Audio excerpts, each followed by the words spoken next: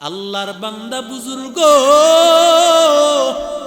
ওই মাদ্রাসায় তিনি রাতের বেলায় বয়ান করিয়া যখন মাদ্রাসায় ঢোকেন, মাদ্রাসায় অবস্থাগুলো পর্যবেক্ষণ করিয়া ছাত্রদের হালত দেখিয়া তিনি আবার শুয়ে পড়েন। মাদ্রাসায় ঢুকছেন, বয়ান করে এসে যখন মাদ্রাসায় ঢুকেছেন, তিনি দেখেন গভীর রাত, সবাই ঘুমাইয়াছে, কিন্তু কান্নার আওয়াজ কোন জায়গা থেকে যেন পাওয়া যায়। আল্লাহর বান্দা মুহতামিম সাহেব বলতেছে, কোথায় থেকে কান্নার আওয়াজ, কোথা থেকে কান্নার আওয়াজ পাওয়া যায়? ভালো করে তালাশ করে তাকাইয়া দেখতেছে মাদ্রাসার দুইটা ছাত্র মসজিদের সেজদায় পড়ে পড়ে কান্না করতেছে। হুজুর মনে মনে চিন্তা করেছেন ডাক দিবে, কিন্তু না, ডাক দিলে হয়তো মালিকের সাথে মোলাকাত কথা হইতেছে, এই সময় তার হালত পরিবর্তন হয়ে যাবে। এই জন্য না ডাক দিয়া হুজুর দ্বিতীয় তলায় নিজের কামরায় চলিয়া গেলে। সকাল বেলায় ফজরের আজান, ফজরের নামাজের সময় ছাত্ররা যখন সবাই ফজরের নামাজে দাঁড়াইয়া গেল, ফজরের নামাজ পড়িয়া সূরা ইয়াসিনের আমল, সূরা ইয়াসিনের আমল করতেছেন। এমন সময় হুজুর ওই দুইটা ছাত্রকে তালাশ করতেছে, হাঁটতে হাঁটতে পিছনে তাকাইয়া দেখতেছেন ওই দুই ছাত্র পিছনে বসে আছেন। বড় ছাত্রটাকে দেখে বলতেছে, সূরা ইয়াসিনের আমল শেষ হলে তুমি আমার সাথে কথা বলবা, তোমার আমার কামরায় যাবে, কথা আছে। সূরা ইয়াসিনের আমল শেষ হয়ে গেল। এরে আল্লাহর বান্দা, সূরা ইয়াসিনের আমল শেষ হয়ে যাওয়ার পর আল্লাহর বান্দা ওই বড় ছাত্রটা চলিয়ে গেল, সাথে তার ওই ভাইটাকে নিয়ে গেল। কয়, কি তোমার নাম, কি তোমার পরিচয়? বড় ছেলেটা ডাক দিয়া কয়, হুজুর আপনি কি আমারে চেনেন নাই? আমরা দুইজন ভাই, আমাদের বাবা নাই, আমরা বড় এতিম। আমার মা অন্যের বাড়িতে কাজ করতেছেন, অন্যের বাড়িতে কাজ করি আমার মা আমাকে পড়ালেখা করায়, আমার মা অন্যের বাড়িতে কাজ করি আমাকে পড়াশোনা করায়। হুজুর আমার ছোট্ট ভাইটা হঠাৎ করে অসুস্থ হয়ে গেছে, হঠাৎ করে ডেঙ্গু জ্বরে আক্রান্ত হয়ে গেছে। মাদ্রাসার খাবারগুলো ওই সময় আমার ভাইটা খেতে পারতেছিল না, মাদ্রাসার খাবার না খাওয়ার কারণে আবার ভাইটা অসুস্থ হয়ে গেল। অসুস্থ এমন হয়ে গেছে, আমার ভাইটা একদিন বাহিরে গেল।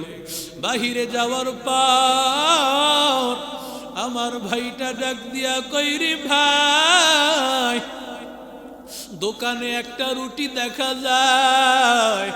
আমার ভাইটা বলে, ভাই আমার রুটি খাইতে মনে চায়, আমার একটা রুটি কিনিয়া দে। বড় ভাইটা বলি, ভাই আমার কাছে কিনার মতো কোনো টাকা নাই।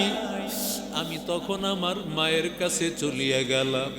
আমার মা একটা বস্তি ঘরের মধ্যে আমার একটা মাত্র বোনকে নিয়ে থাকে। আমি ওই ঘরের মধ্যে গিয়া হাজির। ওই ঘরের মধ্যে যাওয়ার পর আমি ওই ঘরের মধ্যে গিয়া আমার মাকে তাকাইয়া দেখতেছি, আমার মা বড় অসুস্থ। আমার বোন আমার মাকে সেবা করতেছে। এমন সময় আমি মাকে ডাক দিয়া বললাম, ও মা, তোমার ছোট্ট সন্তানটা রুটি খাইতে চাইতেছে, আজকে কয়েকদিন ডেঙ্গু জ্বরে আক্রান্ত হয়ে আছে। তোমার এই ছোট্ট সন্তানকে একটা রুটি কিনা দেওয়ার মতো কিছু টাকাও আমার কাছে নাই, কিছু টাকার ব্যবস্থা করিয়া দাও। মায়ে ডাক দিয়া কয়, রে সন্তান,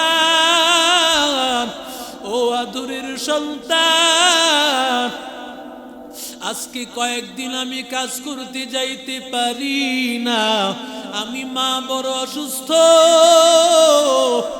ঘরের টাকা বাকি হয়ে গেছে। বাড়িওয়ালায় বলে টাকা না দিলে ঘর থেকে বের করিয়া দিবে। আমি তোরে টাকা দিব, টাকা দেওয়ার মতো হাতে আমার কিছুই নাই।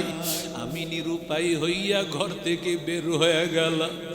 আর আমার ছোট্ট ভাইটাকে নিয়ে বুকে জড়াইয়া বললাম, রে ভাই, আজকে যদি আমার বাবাই থাকতো আমাদের টেনশন করা লাগতো না, আমাদের টেনশন হতো না। কিন্তু আজকে আমার বাবাই নাই, আজকে আমার বাবাই নাই। এই জন্য আমাদের আজকে অবস্থা। যাদের কেউ নাই তাদের তো আল্লাহ আছে। আমরা তাড়াতাড়ি যাই আল্লাহর ঘরে।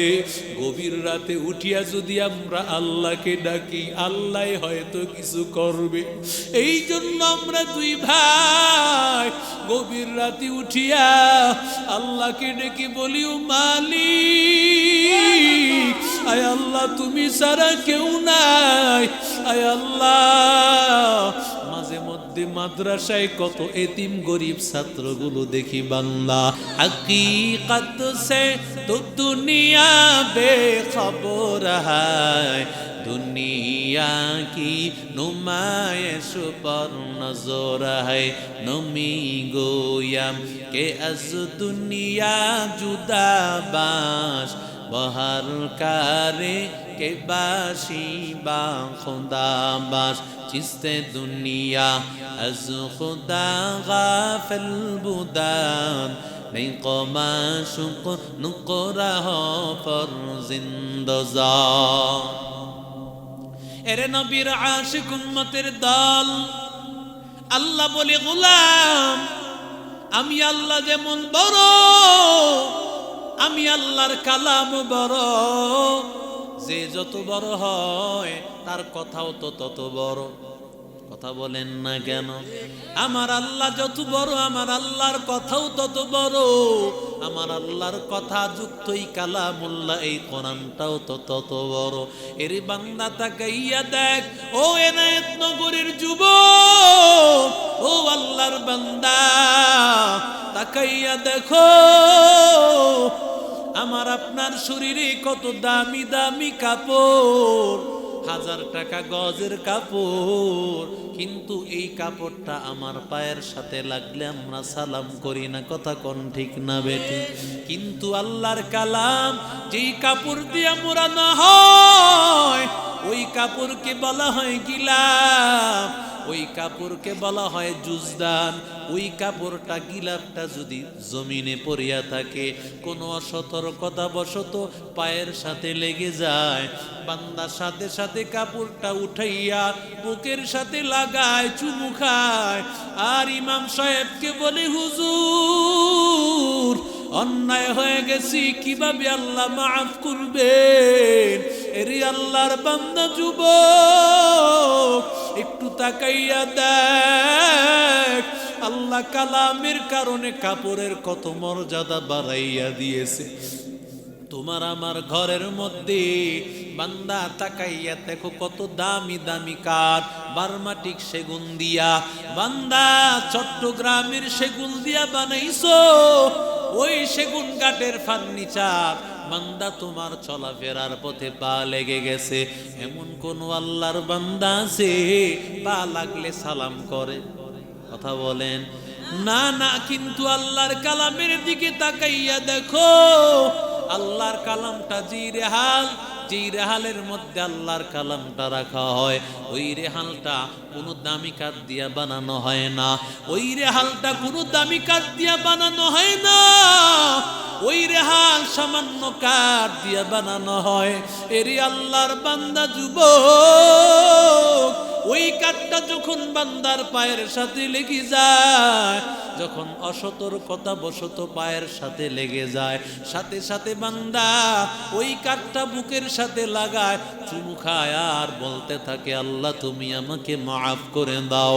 এরি আল্লাহর বান্দা যুবক, কাপড়ের কেন এত দাম? কাঠের কেন এত দাম?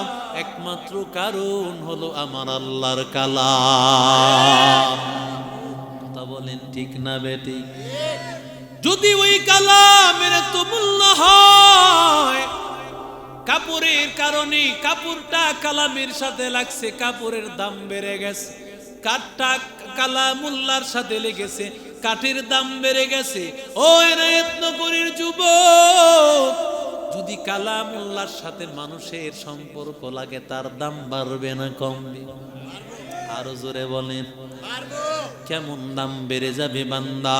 এরে আল্লাহর বান্দা যুবক, রাহমাতুল লিল আলামিন বলেন, হাফিজ কোরআন দুনিয়ার জমিনে কষ্ট করে করে পড়াশোনা করেছে। ওই হাফিজ কোরআন কি আমার মালিক আল্লাহ তাআলা হাসরের ময়দানে আল্লাহ তাআলা ডেকে বলবেন, ইকালু লিসাহিবিল কোরআন, ও কোরআনওয়ালা হাফেজ, ও কোরআনওয়ালা আলেম, ইকরা ওয়ারতাকি কামা কুনতা তুরাত্তিলু ফিদ দুনিয়া। দুনিয়ার জমিনে হাফেজ হয়েছো, আলেম হয়েছো, 5 তলা 10 তলা বিল্ডিং এর মালিক হতে পারো নাই, শিল্পপতি হতে পারো নাই, বাড়িওয়ালা হতে পারো নাই, গাড়িওয়ালা হতে পারো নাই রে যুবক। এরে আল্লাহর বান্দা, মানুষ তোমাকে গরিব বলেছে, মানুষ তোমাকে মোল্লা বলে গালি দিয়েছে, মানুষ তোমাকে কাঠ মোল্লা বলে গালি দিয়েছে, এরপরও মাদ্রাসা ছাড়ো নাই, এরপরও আল্লাহর কালাম ছাড়ো নাই, এরপরও মালিকের কালামুল্লাহর সাথে সম্পর্ক লাগায় রাখছে। আর বলছো মালিক কালামুল্লাহর হাফিজ বানাইয়া দিও, আয় আল্লাহ কালামুল্লাহর আলেম বানাইয়া দিও।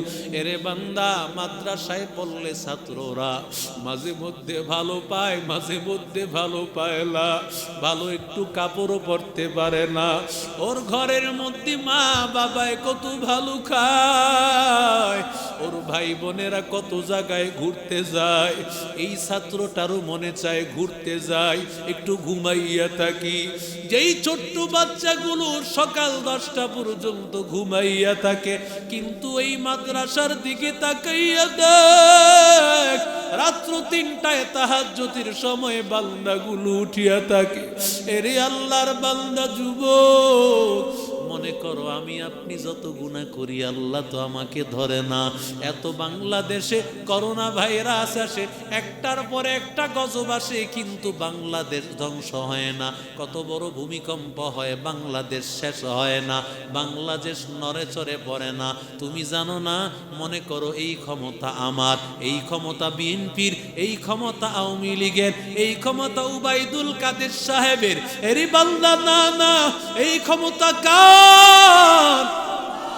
আল্লাহ বলেন এই ক্ষমতা আমি আল্লাহর। কোরআন ওই গভীর রাত্রি এনায়েতনগরীর ছাত্ররা রাত্র 3টা বাজে আল্লাহর কালাম নিয়ে যখন তেলাওয়াতে বসিয়া যায়, আর চোখের পানি ফালাইয়া কান্নার আওয়াজ, সাথে সাথে আল্লাহ রহমত নাজিল করে। বান্দা, ওই করোনার সময় মাদ্রাসা বন্ধ হয় নাই। আল্লাহর কসম, আমি তো মনে করি সব সময় এই কথাটা বলি, করোনা ভাইরাস বাংলাদেশ টিকার কথা ছিল না, কারণ বাংলাদেশ এমন গণবসতি, এমন ভাবে চলাফেরা, কিন্তু বান্দা এরপরও কেন কিছু হয় নাই? বিজ্ঞানীরা বলেছে বাংলাদেশ টিকবে না, লক্ষ লক্ষ মানুষ মারা যাবে, জানাজা দেওয়া যাবে না, দাফনও করা যাবে না। আল্লাহর কুদরত, তাকাইয়া দেখো তোমাদের এলাকায় কয়জন মানুষ মারা গেছে? কথা বলেন না না বান্দা। কেন বান্দা এমন হয় নাই? একমাত্র কারণ হলো আল্লাহর কালাম। আল্লাহর কালামের কারণে আল্লাহ তাআলা গোটা এলাকায় রহমত দিয়ে দিয়েছে। নারায়ে তাকবীর, লা ইলাহা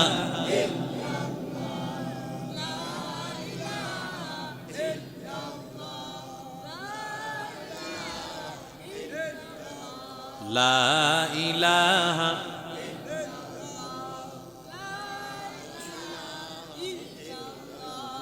লা ইলাহা লা ইলাহা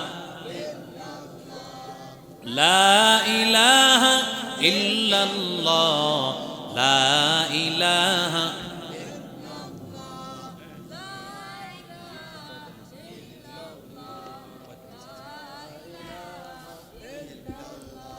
লা ইলাহা ইল্লাল্লাহ লা ইলাহা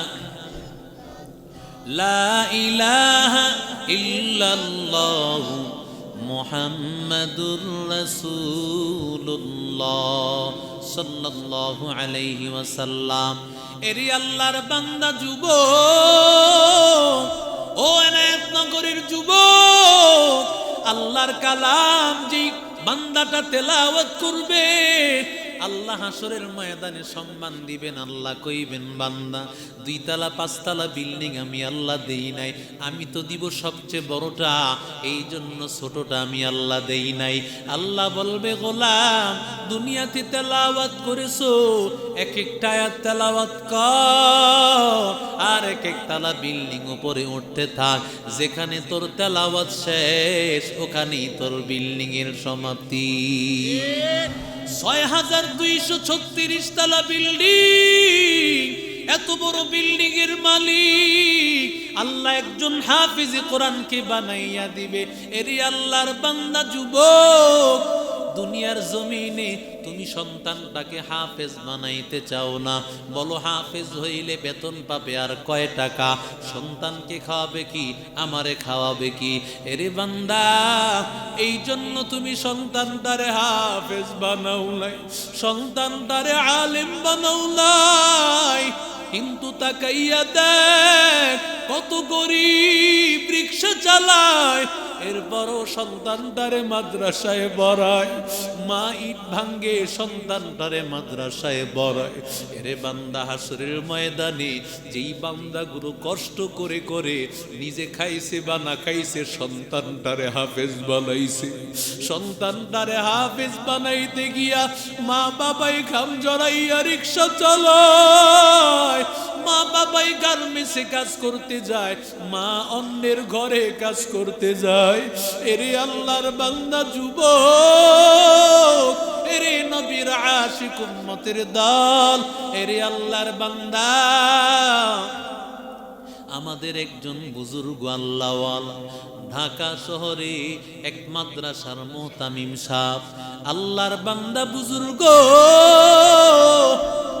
ওই মাদ্রাসায় তিনি রাতের বেলায় বয়ান করিয়া যখন মাদ্রাসায় ঢুকেন, মাদ্রাসায় অবস্থাগুলো পর্যবেক্ষণ করিয়া ছাত্রদের হালত দেখিয়া তিনি আবার শুয়া পড়েন।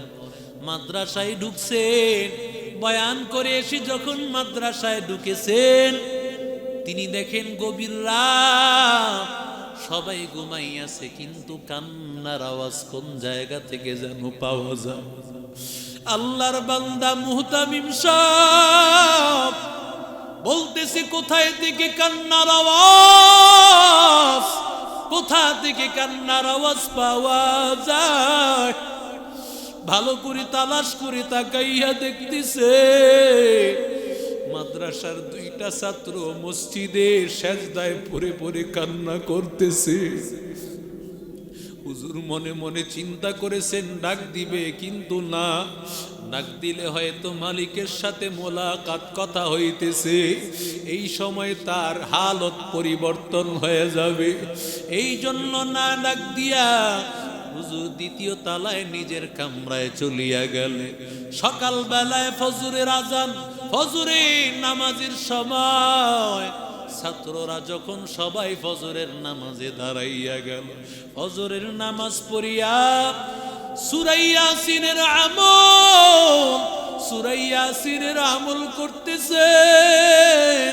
এমন সময় হুজুর ওই 2টা ছাত্রকে তালাশ করতেছে, হাঁটতে হাঁটতে পিছনে তাকাইয়া দেখতেছেন ওই 2 ছাত্র পিছনে বসে আছেন। বড় ছাত্রটাকে দেখে বলতেছে, সূরা ইয়াসিনের আমল শেষ হলে তুমি আমার সাথে কথা বলবা, তোমার আমার কামরায় যাবে, কথা আছে। সূরা ইয়াসিনের আমল শেষ হয়ে গেল। এরে আল্লাহর বান্দা, সূরা ইয়াসিনের আমল শেষ হয়ে যাওয়ার পর আল্লাহর বান্দা ওই বড় ছাত্রটা চলিয়ে গেল, সাথে তার ওই ভাইটাকে নিয়ে গেল। কয়, কি তোমার নাম, কি তোমার পরিচয়? বড় ছেলেটা ডাক দিয়া কয়, হুজুর আপনি কি আমারে চেনেন নাই? আমরা দুইজন ভাই, আমাদের বাবা নাই, আমরা বড় এতিম। আমার মা অন্যের বাড়িতে কাজ করতেছেন, অন্যের বাড়িতে কাজ করি আমার মা আমাকে পড়ালেখা করায়। আমার মা অন্যের বাড়িতে কাজ করি আমাকে পড়াশোনা করায়। হুজুর আমার ছোট্ট ভাইটা হঠাৎ করে অসুস্থ হয়ে গেছে, হঠাৎ করে ডেঙ্গু জ্বরে আক্রান্ত হয়ে গেছে। মাদ্রাসার খাবারগুলো ওই সময় আমার ভাইটা খেতে পারতেছিল না। মাদ্রাসার খাবার না খাওয়ার কারণে আবার ভাইটা অসুস্থ হয়ে গেল। অসুস্থ এমন হয়ে গেছে, আমার ভাইটা একদিন বাহিরে গেল। বাহিরে যাওয়ার পর আমার ভাইটা ডাক দিয়া কইরি, ভাই দোকানে একটা রুটি দেখা যায়। আমার ভাইটা বলে, ভাই আমার রুটি খাইতে মনে চায়, আমার একটা রুটি কিনিয়া দে। বড় ভাইটা বলি, ভাই আমার কাছে কিনার মতো কোনো টাকা নাই। আমি তখন আমার মায়ের কাছে চলিয়া গেলাম। আমার মা একটা বস্তি ঘরের মধ্যে আমার একটা মাত্র বোনকে নিয়ে থাকে। আমি ওই ঘরের মধ্যে গিয়া হাজির। ওই ঘরের মধ্যে যাওয়ার পর আমি ওই ঘরের মধ্যে গিয়া আমার মাকে তাকাইয়া দেখতেছি। আমার মা বড় অসুস্থ, আমার বোন আমার মাকে সেবা করতেছে। এমন সময় আমি মাকে ডাক দিয়া বললাম, ও মা, তোমার ছোট্ট সন্তানটা রুটি খাইতে চাইতেছে, আজকে কয়েকদিন ডেঙ্গু জ্বরে আক্রান্ত হয়ে আছে। তোমার এই ছোট্ট সন্তানকে একটা রুটি কিনা দেওয়ার মতো কিছু টাকাও আমার কাছে নাই, কিছু টাকার ব্যবস্থা করিয়া দাও। মায়ে ডাক দিয়া কয়রি, সন্তান, ও আদরের সন্তান, আজকে কয়েকদিন আমি কাজ করতে যাইতে পারি না। আমি মা বড় অসুস্থ, ঘরের টাকা বাকি হয়ে গেছে। বাড়িওয়ালায় বলে টাকা না দিলে ঘর থেকে বের করিয়া দিবে। আমি তোরে টাকা দিব, টাকা দেওয়ার মতো হাতে আমার কিছুই নাই। আমি নিরুপায় হইয়া ঘর থেকে বের হয়ে গেলাম। আর আমার ছোট্ট ভাইটাকে নিয়ে বুকে জড়াইয়া বললাম, রে ভাই, আজকে যদি আমার বাবাই থাকতো আমাদের টেনশন করা লাগতো না, আমাদের টেনশন হতো না।